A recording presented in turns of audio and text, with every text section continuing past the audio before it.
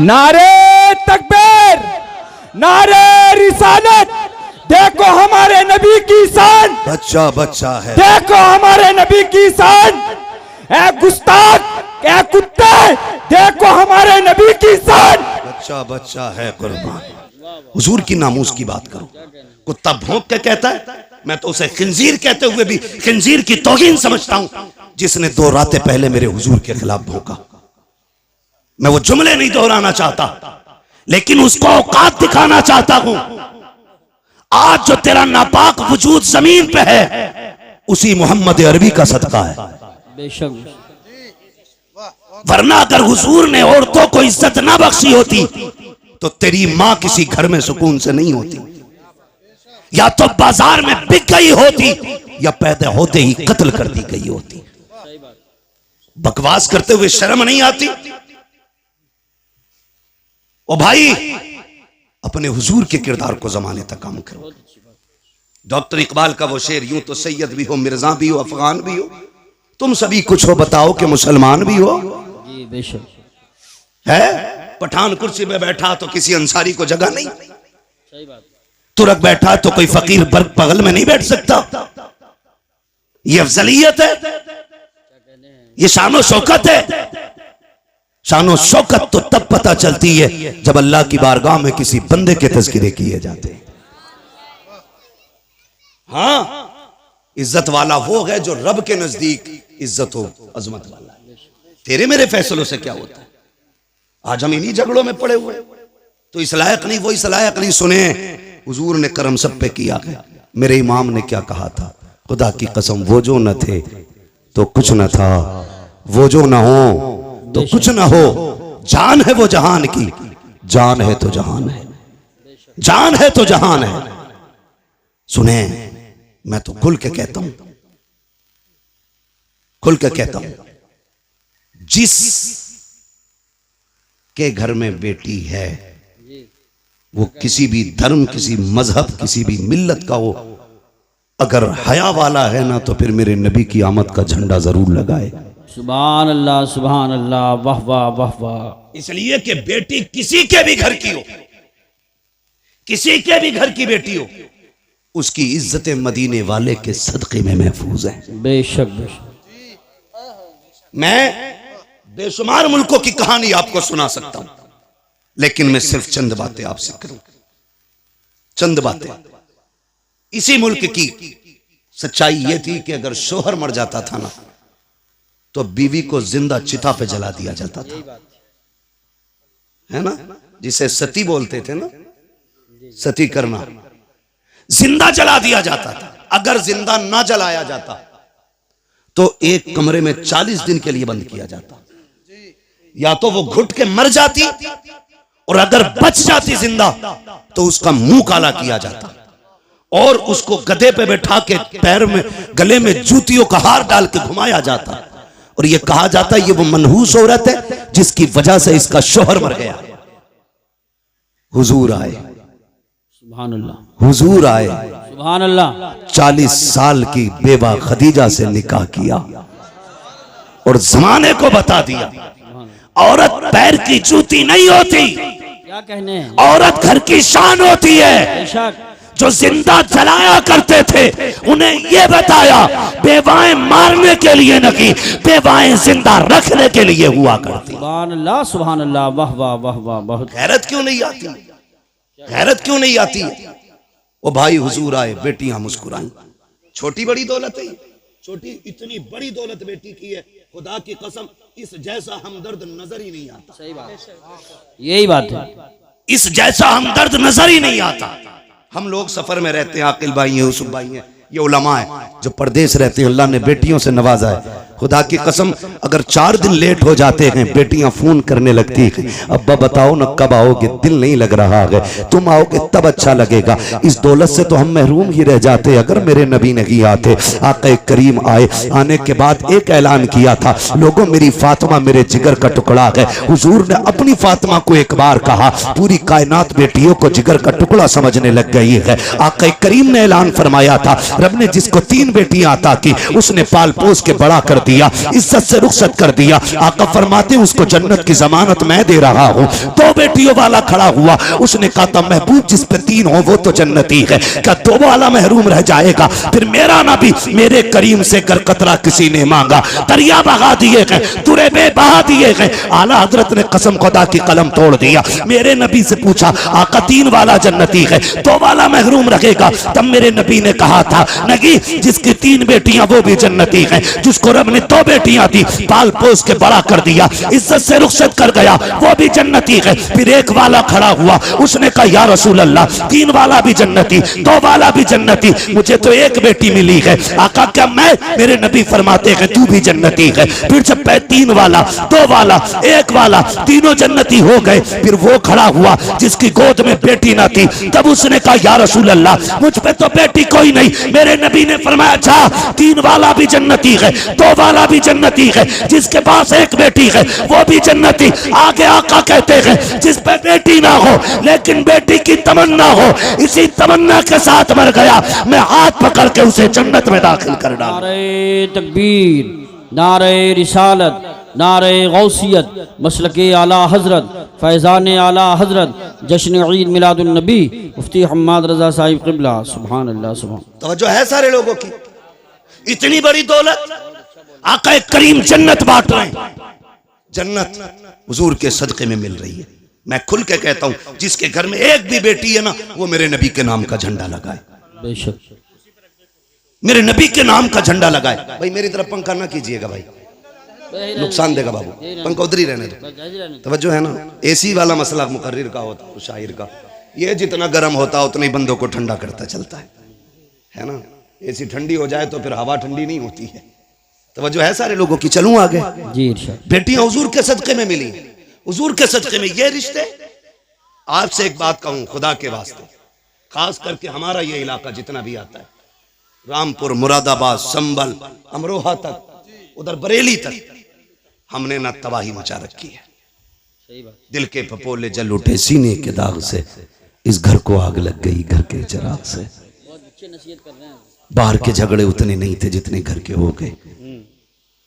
और याद रखिएगा बंदा पूरी दुनिया से लड़ सकता है लेकिन अपनों में आके टूट जाता है, अपनों से नहीं लड़ सकता।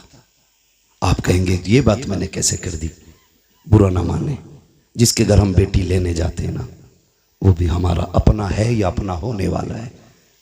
और जो बेटी लेने आया है ना, वो भी हमारा अपना है या अपना होने वाला है। निकाह से पहले क्या कसाईयों वाली हरकत हमारी नहीं होती है? कसाई मीन्स बिरादरी मत लेना, मैं मजबूती दिल की मुराद ले रहा हूं इसमें। चलो इसकी जगह दूसरा जुमला बोलने, जल्लाद होते हैं हम लोग, जल्लाद होते हैं। 10 लाख देगा तो बारात आएगी, वरना जा अपनी बेटी की बारात कहीं से मका ले। मुझे बता, हुजूर आए तो बेटियां पैदा होने के बाद कम से कम पैदा होते ही मार दी जाती थी, उनके पालने का तो एहसास नहीं था। जी जी।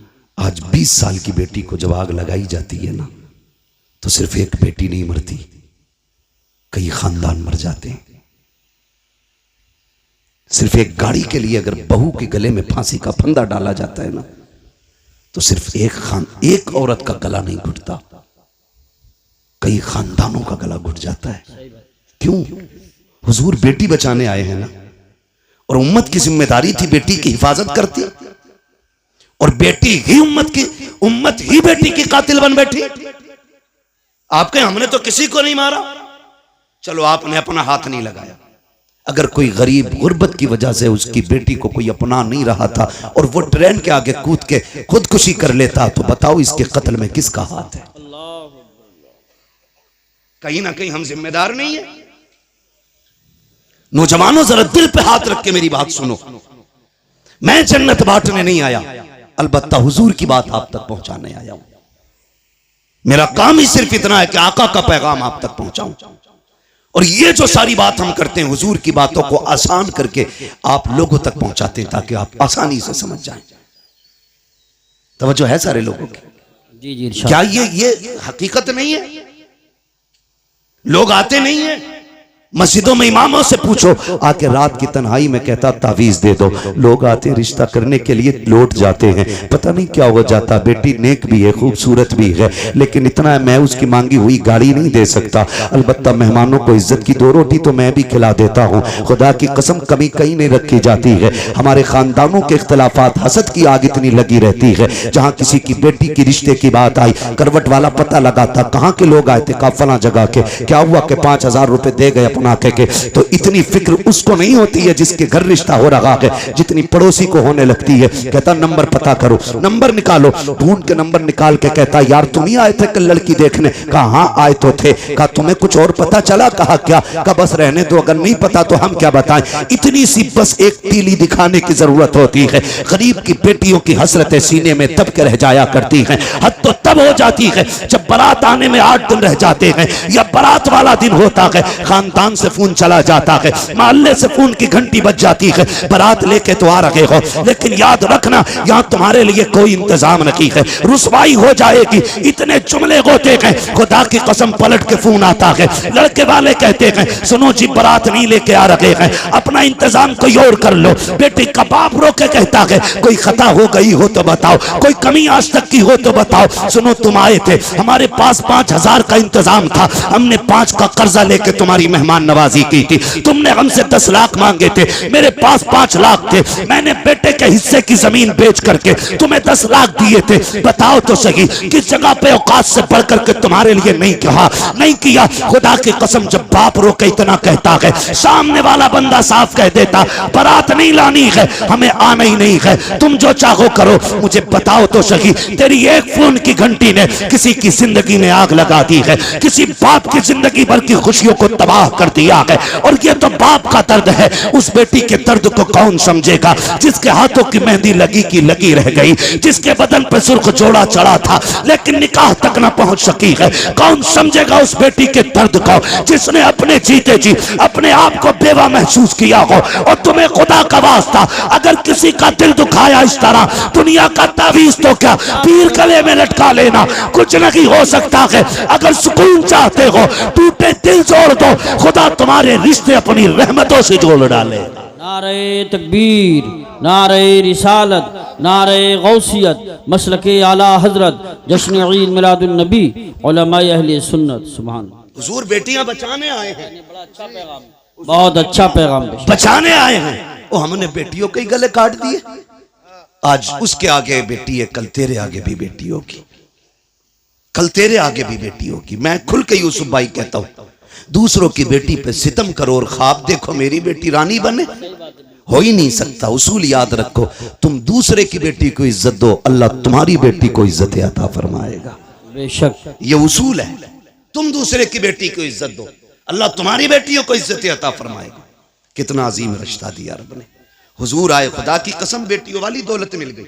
और मेरे आका तो कभी अपनी शहजादी को देख के खातून जन्नत को फरमाते थे फातिमा उम्मी बाद उम्मी, फातिमा मेरी माँ के बाद मेरी माँ है। यानी आका फरमाते थे मेरी माँ के बाद अगर किसी ने सबसे ज्यादा मुझसे प्यार किया है तो मेरी फातिमा ने प्यार किया है। सुभान अल्लाह, माशाअल्लाह। ये हुजूर फरमाते थे मेरी फातिमा मेरी माँ के बाद मेरी माँ, यानी कि जो ख्याल मेरी माँ ने मेरा रखा था उसके बाद मेरी फातिमा ने मेरा ख्याल रखा। खुदा की कसम माँ के बाद अगर किसी लहजे में माँ का प्यार दिखता है ना तो वो बेटी का लहजा होता है। माँ के बाद अगर किसी को फिक्र होती है ना तो वो बेटी को होती है। गलत नहीं कह रहा हूं, लिख लो मेरे भाई। आज बीवियों के लिए मैं बुराई नहीं कर रहा हूं बीवियों की, इस्लाम ने औरत को भी हक दिया, माँ को भी हक दिया, बहन को उसका हक दिया। इस्लाम से बेहतर तो कोई भी धर्म का दावा करने वाला वो इंसान को हक इंसानियत का दे ही नहीं सकता, दे ही नहीं सकता। आज बकवास कर रहे हैं इस्लाम ने औरत को हक नहीं दिया। मैंने कहा बेगैरत, तुझे तो एक हक मिला है मगर इस्लाम ने बेटी को 2-2 जगह हक दिला है।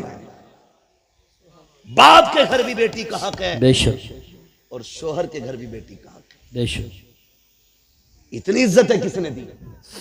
इस्लाम ने। इस्लाम ने इतनी इज्जत बख्शी है। भाई सुने गौर से, बेटी के रिश्ते बड़े अजीम होते हैं। आपसे इतनी गुजारिश है, छोटी सी बात, भले उम्र एक कम कर लेना लेकिन बेटी को उसका हक दे के मरना। बेशक बेटी को उसका हक दे के मरना। हम बड़े सितमगर लोग हैं, हम बड़े जालिम हैं। बेटी पैदा होना मुंह उतर जाए, मुंह उतर जाए, क्या हुआ, ये तो पराए घर चली जाएगी। अब्बा कह रहा है बात बात में, कब टूट गया ना, सही से काम करे कर, पराए घर जाना है।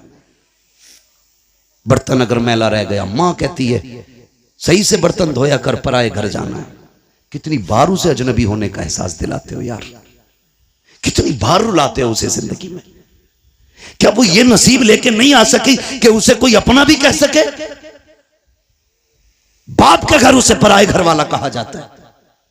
और जब 18 साल बाप की नौकरी करके ससुराल जाती है, वहां कोई कमी हो जाए तो कहती है पराए घर से आई है। क्या दिया तुमने यार, क्या दिया तुमने उसे? एक हवेली का हक न दे सके। हजरत दुआ करना 7वां उम्र है। बेटी को क्या दिया? का कुछ नहीं जी, आग लगे तेरे सफर में।